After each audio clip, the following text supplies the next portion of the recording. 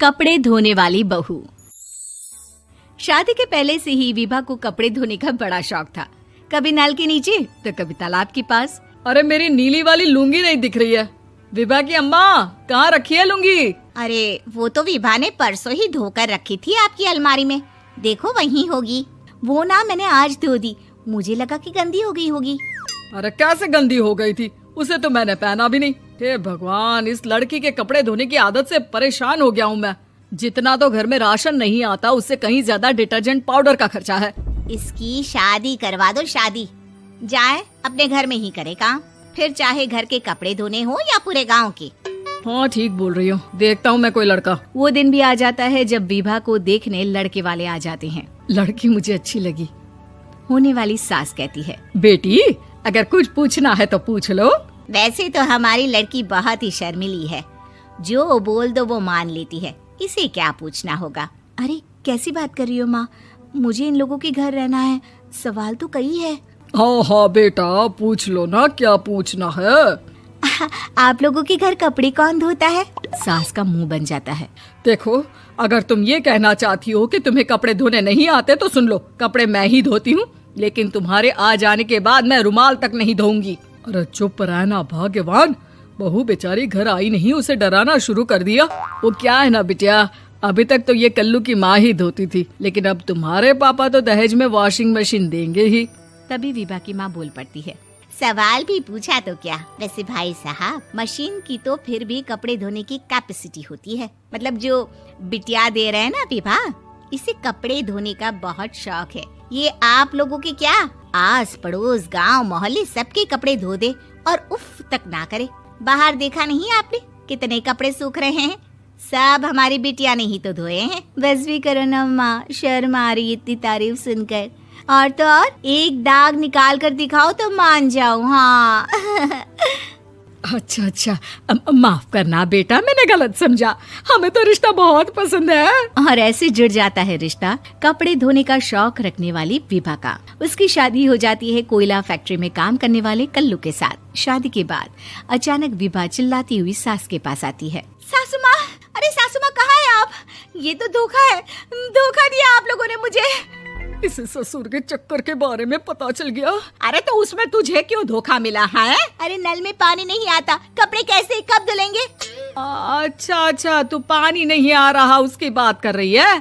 तो आपने क्या सोचा? कुछ नहीं। अच्छा, तेरी माँ ने कहा था कि कपड़े धोने का शौक है तुझे, याद आया मुझे।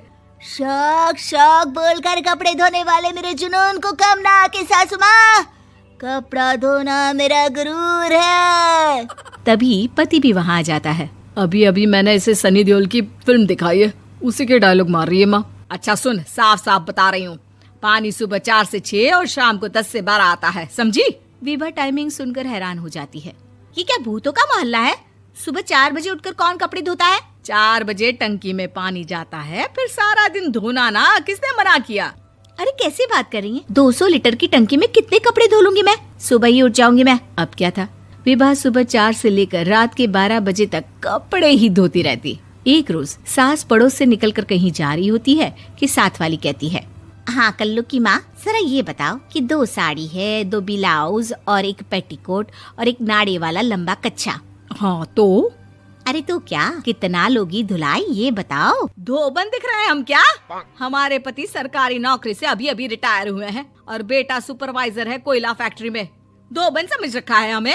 हाय रे कल्लू की अम्मा, माफ कर दो, वो तो मोहल्ले में यही सब बता रहे थे कि तुमने बहू को कपड़ा धुलवाने के काम में लगा दिया है। सास को पड़ोसन की बात सुनकर गुस्सा आ जाता है। वो घर पहुंचती है जहां घर के बाहर ही इतने सारे कपड़े सूख रहे होते हैं जितने कि किसी धोबन के घर पर। अरे ओ कल्लू की दुल्हन, बाहर निकल। माँ जी यहीं आ जाओ, बाथरूम में चादर धो रहे हैं हम। अरे अभी हम धोते हैं, तुमको बाहर निकलो। ये आस पड़ोस वाले बोल रहे हैं कि हम बहू से कपड़े धुलवा कर उसे कपड़ा धोने वाली बना दिए हैं। अरे छोड़ो ना माँ जी, किन लोगों की बातों में आती हो? आस पास के लोगों का तो काम ही होता है कि वो किसी तरह सास बहू को लड़ा दे। बहू सारे घर के कपड़े धोती है, ये क्या कम है? बोलिए। सास को भी लग जाता है कि वो बहू का ये सनकीपन नहीं छुड़वा सकती, इससे अच्छा है कि खुद ही चुप हो जाए।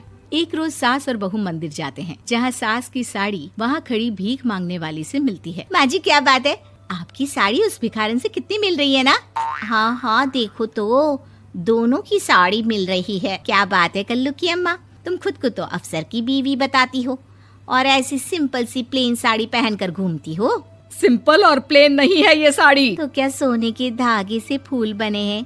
कुछ भी सासू माँ, कुछ भी। हाँ बने थे इस साड़ी में सोने के धागे से फूल। मेरे पति लेकर आए थे मद्रास से स्पेशली मेरे लिए 10,000 की। ताहे भाई साहब इस भिखारन के लिए भी सेम टू सेम साड़ी लेकर आए होंगे 10,000 की। सास उस वक्त तो कुछ नहीं कहती, लेकिन बहू के साथ घर आती है और अलमारी से एल्बम निकाल कर लाती है। ये साड़ी देख रही है, ये वही साड़ी है जिसे मैंने अभी पहना था। इस साड़ी में ये जो चमकदार फूल दिख रहे हैं ना, ये सोने के धागों से काढ़े गए हैं। लेकिन तू लोकल वॉशिंग मशीन ब्रश से घिस घिस कर सारे फूलों को निकाल कर साड़ी प्लेन कर दी। मुझे माफ कर दीजिए सासू माँ। और तो और, जब मैंने तुझे तेरी गलती के लिए कुछ नहीं कहा, लेकिन तूने तो सबके सामने मेरा मजाक ही बना दिया। क्यों? बहू को समझ में आ जाता है कि अब से उसका कपड़े धोना बंद।